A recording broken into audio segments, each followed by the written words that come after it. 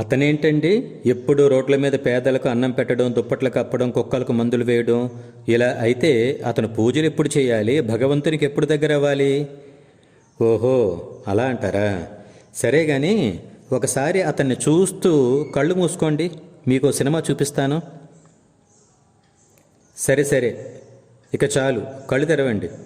అబ్బా, ఎంత అద్భుతమండి! అదేదో బయటికి చెప్పండి, అందరూ వింటారు. అతను సేవ చేస్తున్న ప్రతి చోట భగవంతుడు అతనిని ఇలా బ్రతిమాలుతున్నాడు.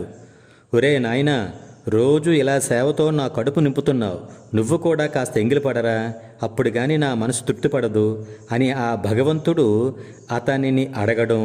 అతనేమో, ఉండవయ్యా, నేను తినడానికేనా నాకు నువ్వు జన్మనిచ్చింది? కాదుగా, మరి నీ పని నేను చేస్తుంటే అడ్డుపడతావేంటి? కాసేపు ఆగు, తింటాలే అంటున్నాడండి. అర్థమైందా దైవ పూజ అంటే ఏమిటో? అర్థమవ్వడం ఏంటండి, నా జీవితానికి అర్థం చెప్పారు.